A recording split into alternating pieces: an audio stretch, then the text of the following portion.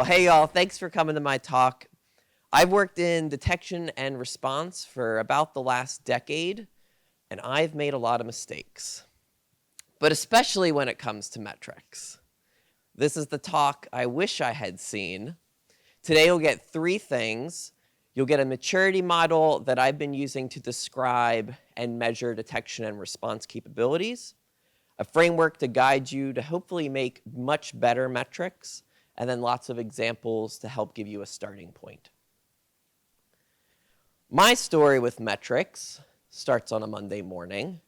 I'm only a few months into a new job, and I get a message from the boss.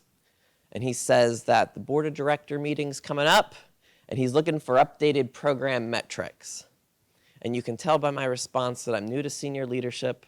I don't ask any questions. I'm eager to please. So I send a message to my new team, and I ask them, hey, what have we presented in the past? And what's the response? Oh, yeah, bad news. Last guy, he made those up. But good news is you're going to do so much better. How many times has this happened to you where you inherit somebody else's amazingly shitty metrics? Yeah. This is often our starting place. Metrics that haven't been well thought out, and maybe even worse, fudged to avoid questions or more work. And so I did what you probably did. I Googled it. And then I ended up just copying the metrics I used at my last job. And unfortunately, that's led me to using a lot of bad metrics. But so what? Why do I care about metrics? And why should I care about metrics? Why do you care about metrics? You decided to attend a talk that had metrics in the title. Why do you care? Money. Honest answer. That's right. Yep, prove we're doing stuff. What else? Why else do we have metrics? Yeah, so we can make intelligent decisions. So then we can drive improvement. Yes. Trends, yeah. There's a good quote here about metrics driving improvement. Carl Pearson, he's a late 1800s, 1900s guy. He's widely viewed as the founder of modern statistics. And he's got this quote he's famous for. And if you're ever writing a talk about metrics, it'll come up once in your Google search. That which is measured improves, which sounds like a great plug for metrics, but there's an implied warning in that message. What if you're measuring the wrong thing? There's this paper written by these two guys out of MIT, Hauser and Katz, called Metrics, You Are What You Measure. And they talk about how metrics affect actions and decisions. Those could be your technical engineering decisions. It could be your senior leadership strategy decisions. But as you pay more attention to your metrics, you start to make decisions and take action to improve those metrics. The metrics you choose are the ones that you'll improve. And over time, you'll become what you measure. Metrics also help us communicate what we do and why people should care. I took this really great course. It's a 2-day course with Edward Tufte. It's called Presenting Data and Information. And if you ever need to visualize data, I really recommend this course. It has nothing to do with security, which is just a nice change of pace. And he has this entire section where he makes fun of bad PowerPoints, which is a really fun highlight. He's got this quote that says, metrics reveal data. Metrics are a tool that enables us to present the greatest number of ideas in the shortest amount of time with the least amount of ink in the smallest space. And why? Because honestly, we need a budget. We need headcount. And metrics are usually the tool we use to communicate that. Metrics help us prove our value. That money we gave you, are you putting it to good use? We hired you, are you doing a good job? So why are security metrics hard? It's always changing, yeah. Landscape's always changing. Bad guys want us to measure the wrong thing. Yeah. Data matching. Yeah, disparate data sets. Leadership doesn't understand what's important. Yes. Also, I've heard we're trying to prove a negative, right? Like nothing happens that's good in our world. In my own personal experience, metrics are hard because I'm a security person and I don't care that much about metrics. And I'm not super good about talking about it either. Here's a much less famous quote. Metrics are an annoying PowerPoint I need to update every month. And that one's from me. A bit about me. I'm a senior staff engineer at Airbnb. I work on fun things like enterprise security, threat detection, and incident response. And I really love my job. I live in Austin, Texas with my wife and my 3-year-old son, Liam. And I really love being a dad and a husband. And there's one thing that I'm really good at as a husband, as a dad, and as a security engineer. I'm really good at making mistakes. And this is the point of the talk where I'm supposed to gain credibility with all of you, tell you about my accolades, my 15 years of experience, but the reality of it is that I've made a lot of mistakes. Let me tell you about 5 of them. And based on the metrics I've inherited over the years, you're making the same ones. Thank you very much.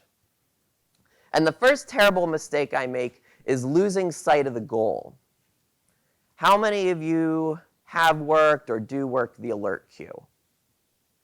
All right, yes, a little bit.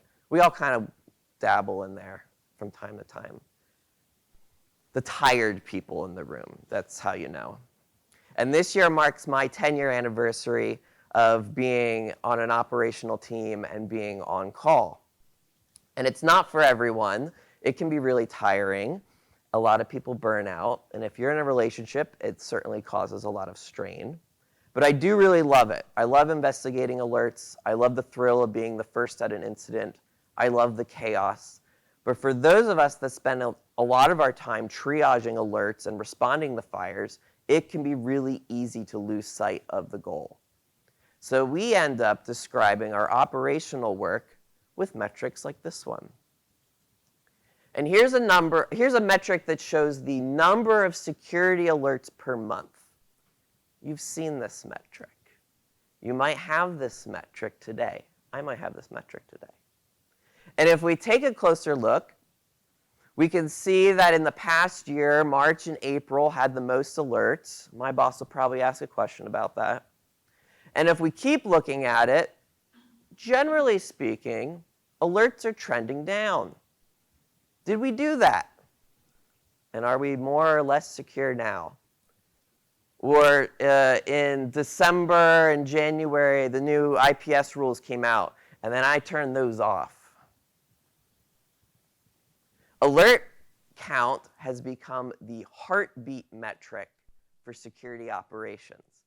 Instead of rooting back to our goal of detecting threats that matter the most and responding quickly and effectively, we've reduced ourselves to cries for help. I've come to call this metric the operational burden we've inflicted on ourselves. Another title might be, we're doing things. It's crazy out there. Maybe it's fear-driven, scare leadership with a bunch of alerts. And sometimes we try to make it a little better. We break it down by true and false positives. I've actually been proud of myself for doing this one. But really, it only shows how much I've lost sight of the goal. This metric assumes that there's a direct correlation between reducing false positives and reducing operational load. And you might be thinking, wait, doesn't it? This graph also assumes less false positives mean higher quality alert analysis. Or is it the opposite? Do more alerts mean we have better visibility? And because I live in the operations world, I find it's really easy to lose sight of the goal, and I don't even know where to start when I'm creating metrics. So to help you think about your own metrics, I thought about all the different measurable activities in detection and response that could help us make decisions and see if we're improving. And then I made an acronym for it. You can figure it out. And the first category is streamline, which is where a lot of our operations metrics will live.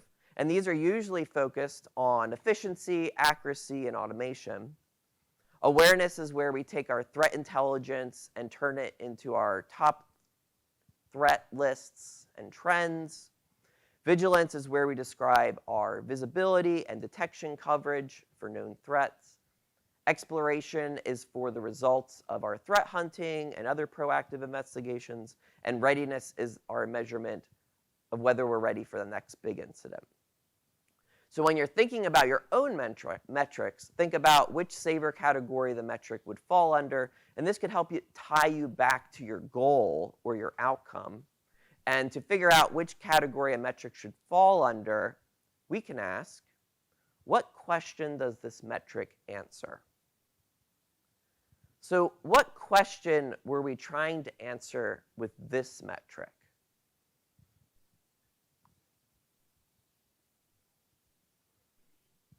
Productivity, maybe.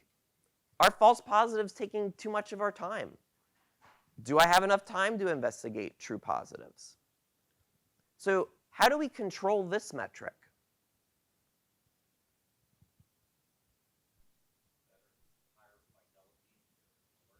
Yeah, alert tuning. So how's that going for you? It's not going great. It hasn't been for a really long time. So this is a streamlined metric. Streamlined metrics are usually interested in efficiency, accuracy, and automation. And I have two big problems with this metric. First, this metric doesn't tell us where we're spending most of our time. And second, the only control I have for this is tuning or turning off alerts. So how can we make it better? And here's a graph of time spent on false positives. And I removed the true positives because for now, whatever time we spend on true positives is fine by me. You know, we might come back to this, but for now we're saying it's fine. So instead of tracking how many false positives there are, I'm tracking how much time is spent on them. Now, how much time you spend on an alert manually could be as simple as measuring the time the alert gets assigned to the time that somebody marks it as a false positive. Now, if your team's anything like mine, we have this amazing habit where when we're working the alert queue, we select all the new alerts, and then we assign them immediately to ourselves. Why do we do that? Metrics. We do it because of metrics. What metric? Time to assigned. Maybe the silliest metric we could have possibly invented. Because it measures what? When somebody went in there, highlighted them all, and clicked assign to me. So stop measuring it. And then this metric becomes more accurate. So how do we control this metric? What can we do to improve this metric? Have your data scientists go on call. Lots of data scientists just bored, right?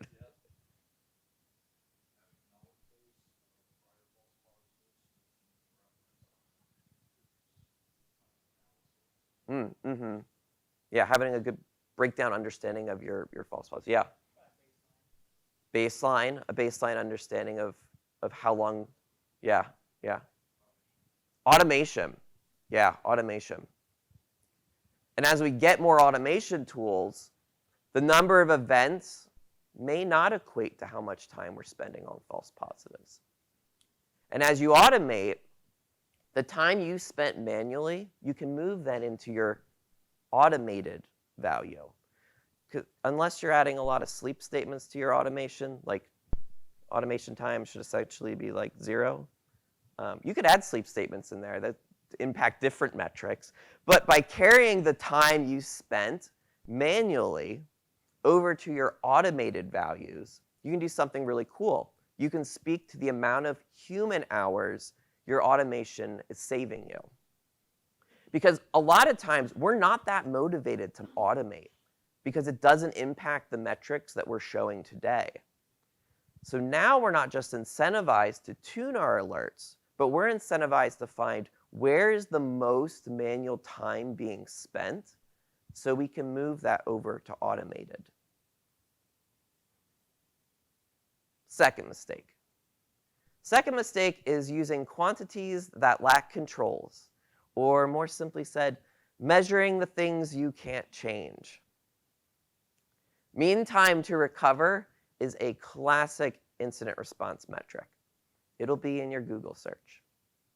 In this example, we can see that recovery was as low as 4 hours in September and October, and it grew all the way up to 16 hours in December. And then the team pulled together. We worked really hard, and we brought recovery time back down again. Or maybe we just had a little bit too much holiday cheer. It's funny, I've spent the last year researching metrics for detection and response, and I've learned something. We're obsessed with speed in incident response. The vast majority of metrics when I search for detection and response is about mean time. Time to detect, time to respond, time to contain, time to recover, and I'm certainly not going to argue that speed's not important, but it can't be our sole measurement across incident phases because that completely ignores our quality and effectiveness. But my big problem with this metric is that security incidents have a lot of variability, especially the further downstream you get in the response process. There's a lot of dependencies that occur from start to recovery, and not all of them can be controlled, at least not by your teams. So a graph like this doesn't tell me how to make better decisions, and it doesn't reveal what's controllable. And so you'll be like me, and you'll stop caring about this metric, and you'll fudge it so that nobody asks any questions. So instead, break it out by the response time across the different phases. And here, I've filtered out that built-in time that we need for quality. I like to do this where every response playbook that you have, it has some built-in time that you will need. Sure, as you mature your capabilities, that time may come down, but that's not the focus for this graph. Here we're looking at what can we control today. There's a really great talk on YouTube from AWS reInvent. It's called The Tension Between Absolutes and Ambiguity in Security by Eric Brandwein. And he says, when you look at a graph, it should immediately answer, what do you want from me? What do you want me to do? And one of the easiest ways to do that is to make the answer 0. Here I've filtered out all the time we can't reduce today. It's built in. So there's nothing for us to do. Make it 0. So now when I look at this graph, I know where I need to do work. I say, oh, wow, hey, we're actually getting through containment as quickly as we would expect today.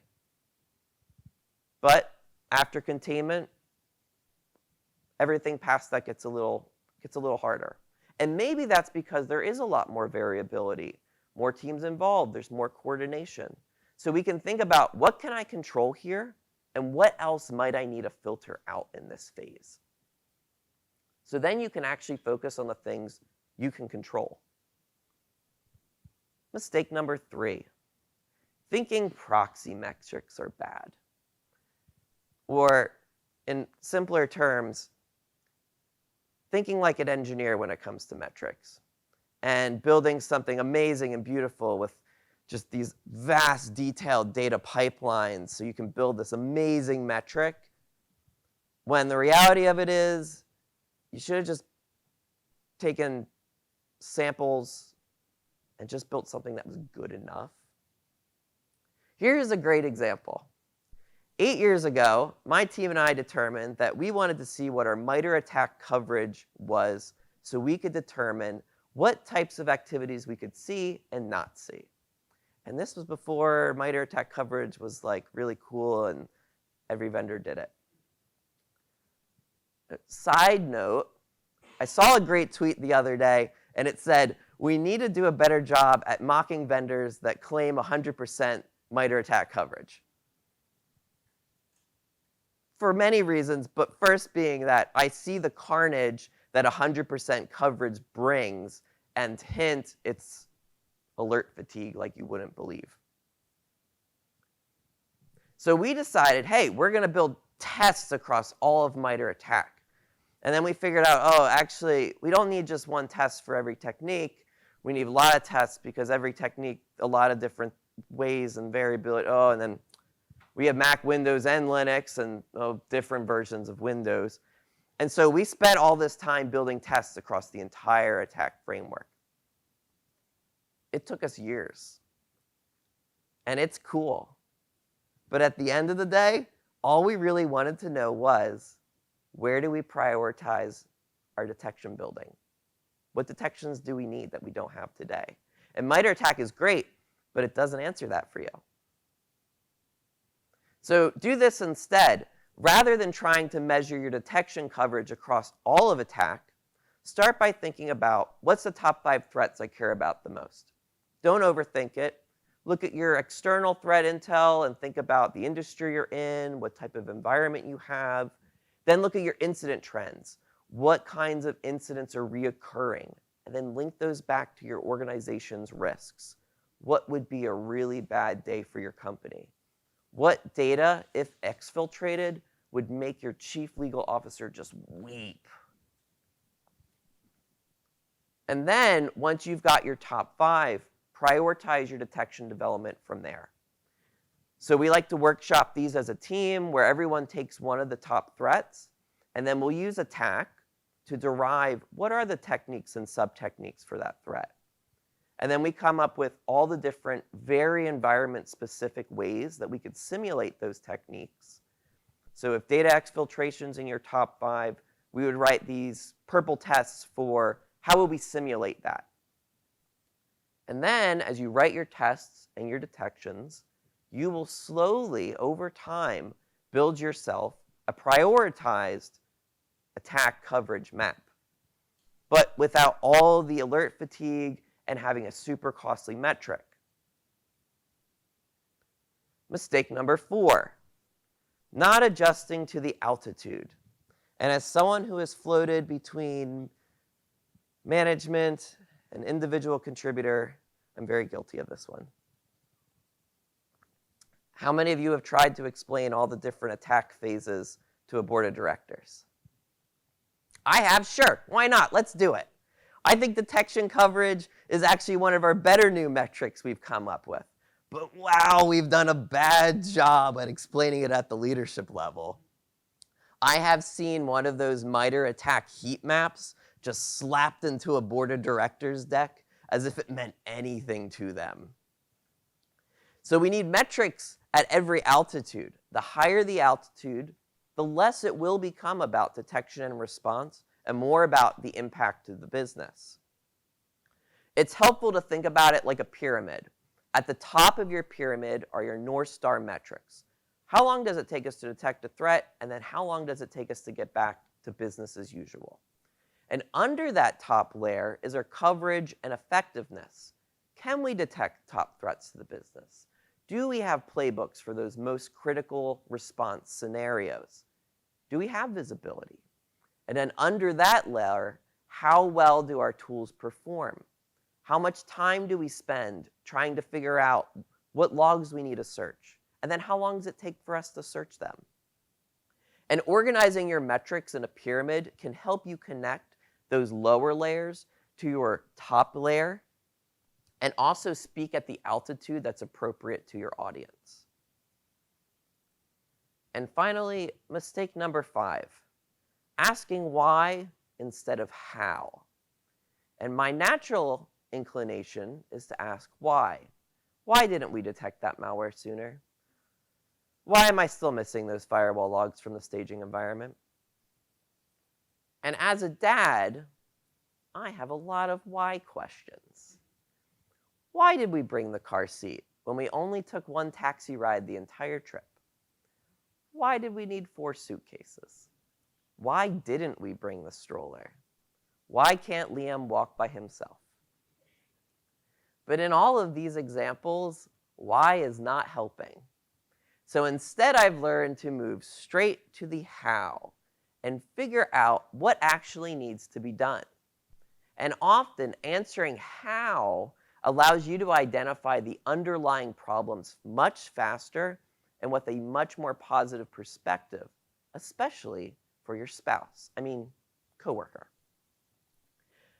How can I get Liam a car seat and many suitcases through the airport? How can I detect these type of threats sooner? How can we respond faster? When I interviewed with my current VP, she asked me, how do we build a modern detection and response program? How do we get there? Simple question, not a simple answer. So how do we describe where we're going, where we are today, and where we're going? And it made me think about maturity models. And my first exposure to maturity models was the hunting maturity model, HMM. And the hunting maturity model was really helpful in describing the maturity of our threat hunting, what we needed to do to get to the next level of maturity. Maturity models are a tool that help us answer these questions. Where are we now? What tools and processes do we have today? What's the current situation? What are our challenges? And where are we going? What should the future look like? Where do we want to be in 2 years? And how do we get there? How do we get there? What are we trying to achieve? And so I created this threat detection and response maturity model, and the TDR maturity model builds off of the hunting maturity model, but it expands across all the different areas of detection and response.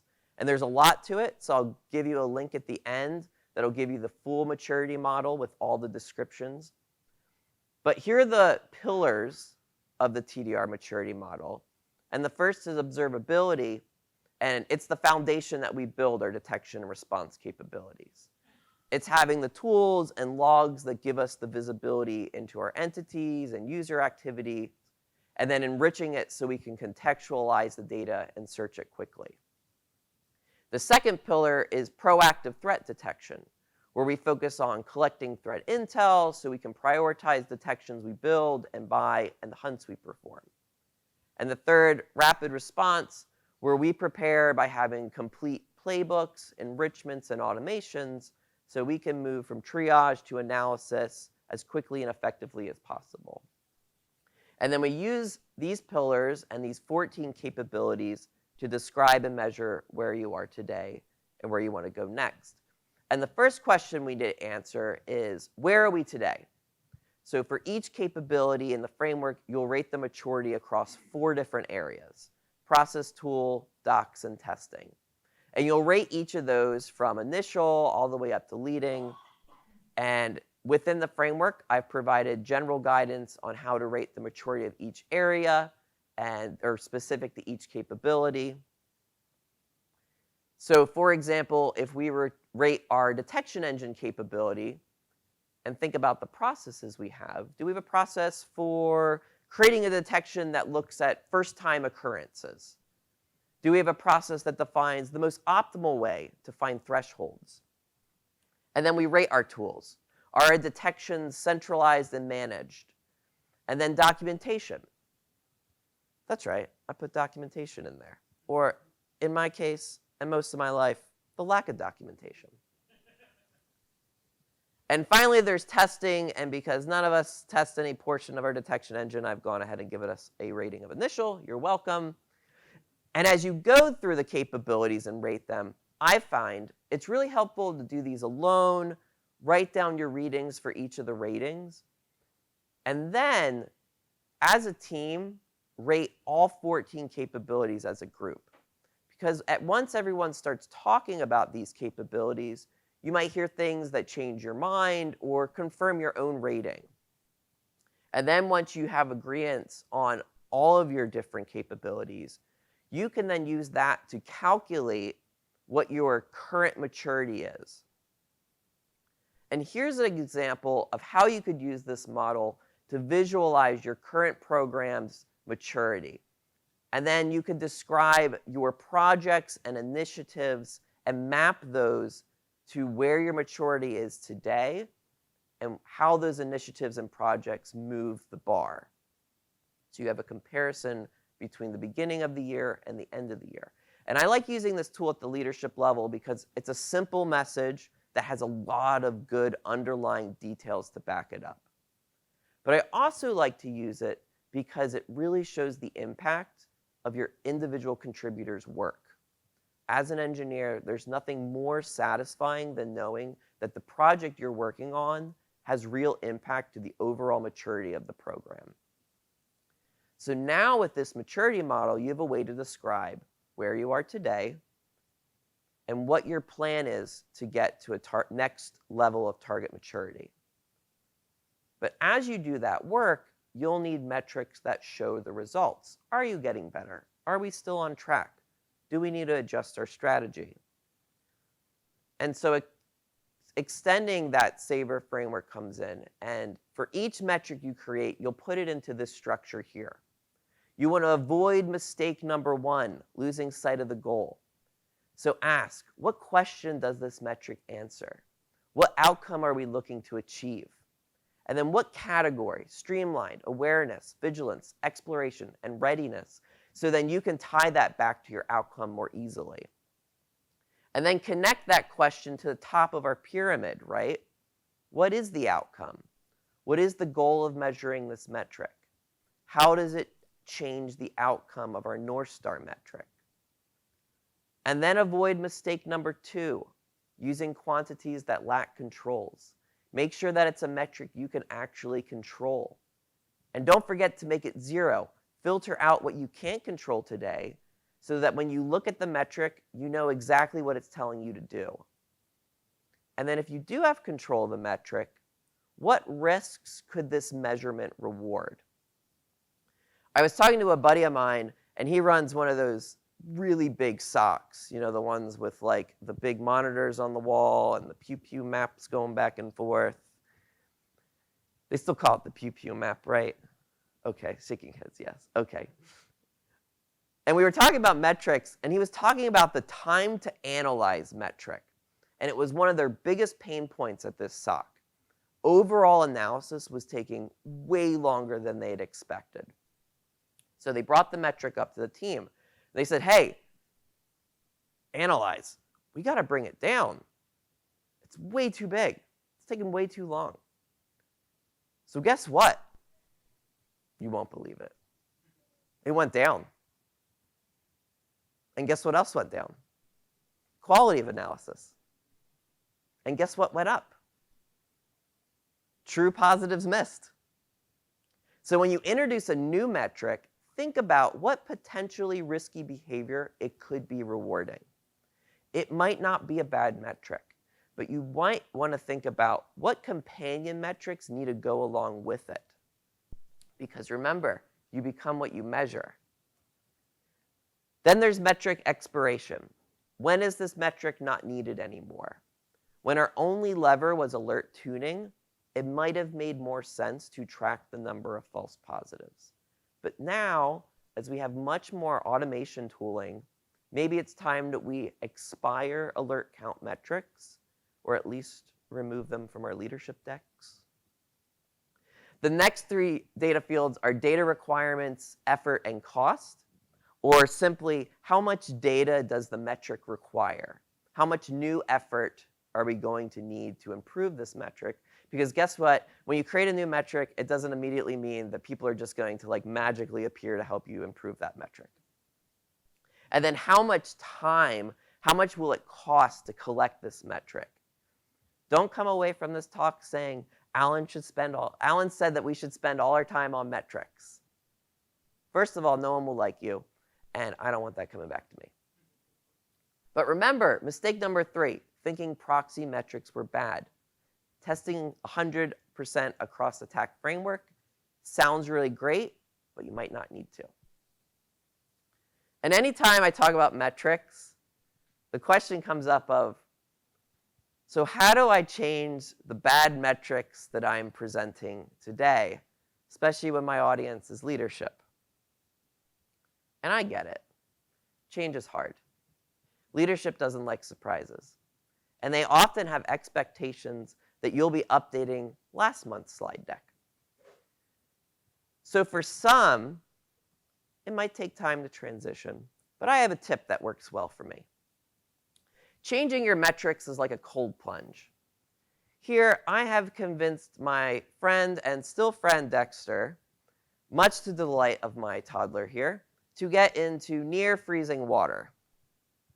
And his body's first reaction was shock. His heart rate spiked. When his body hit the water, he gasped. He had to work to not hyperventilate. And then suddenly, clarity. It's the same thing when you change your metrics. It's not going to be fun immediately. Some people are going to go into a state of shock, especially when those bad metrics have been around for a while. They've gotten nice, warm, and cozy with them. But my tip is to embrace it, push through the change, and you too will soon have clarity. And then bring it all together. And here's an example that I put together that highlights each of the SABER categories into a dashboard. And then up front and center is our program's maturity using the TDR maturity model. This way, we can use the model to answer the how, and the SABER framework to answer the what. And then we can tell the story of our program. We're streamlining our operations by automating the work we do to investigate false positives, so we have more time to investigate the true positives. We looked at our threat intel and incident trends, and we're raising awareness about these top 5 threats. And we're focusing our time to build detections for these threats, and here's where we're tracking. And we've been exploring our gaps in our security controls as it pertains to those top 5 threats. And from a readiness perspective, we're really excelling in analysis and recovery, and we have some work to do after we've gotten initial containment. So now, you have some tools to help you rethink your metrics. Instead of making wild guesses about whether you're improving, you can use a maturity model to measure your own capabilities. Instead of buying tools and hoping for the best, because more tools means more security, right? You can now measure how each tool contributes to your overall maturity. Instead of using volume counts, fear tactics, and sad emojis, you can use SABER to get to the core of your metric, ask better questions, and map those to something you can control. And instead of focusing on 100% MITRE attack coverage, you can focus on the threats that matter the most, find your top 5 threats, and work on detection coverage that actually provides real impact today. So hopefully this talk is your wake-up call that it's time to take the cold plunge and rethink your detection and response metrics. Thanks so much for having me.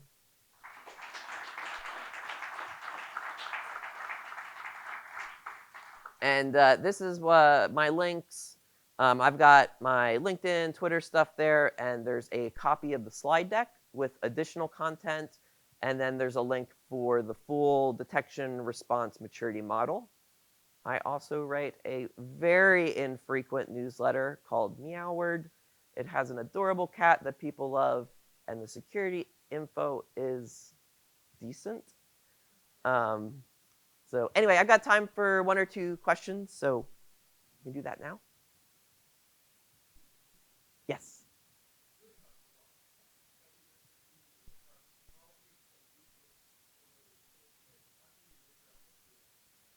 Oh, good question. Goddard's law is your metrics are only good for so long, which is why I mentioned expiration in the framework, right? At some point, the thing that you're measuring might not make sense. There's actually in one of the papers that is heavily references that quote, they talk about measuring time that a call center employee is on the phone. And they determined that, you know, they were spending too much time on the phone, and that's how we should figure out like whether or not, you know, the call center was doing well. Was long calls were bad, short calls were good. But the problem is that became the focus then, instead of thinking about, well, actually we have like lots of tools we could provide. Like maybe the customer just needs a list of like frequently asked questions, and then they stop making the call together. So expiring a metric, thinking about like, are we thinking about the problem the right way anymore? Or like, do we just need to rethink it altogether? Like maybe when we made this metric, it made sense, but now it doesn't. Constantly do that. Constantly think about, does this metric make sense anymore in the world we live in? This is especially true as we get things like access to really easy like large language models and machine learning. Some of the questions and ways that we approach problems are drastically changing, and so our metrics may drastically change. Great question. I'll do one more question. Yes?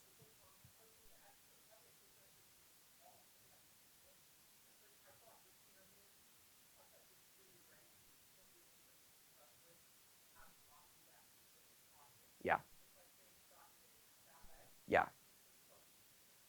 I don't want to take credit for metric pyramids. It's a thing in the literature, but I will say it's really helpful for you to take, when you create a metric, figure out where in your pyramid it is, right? Because one of the metrics that I had in a previous job was like the speed of our Splunk searches. And I'm like, yeah, I bet our CEO really cares about that. He's like, I'm all about that. Cool, man. Awesome. All right, cool. Thanks, everyone. I'll be up here for a couple more minutes.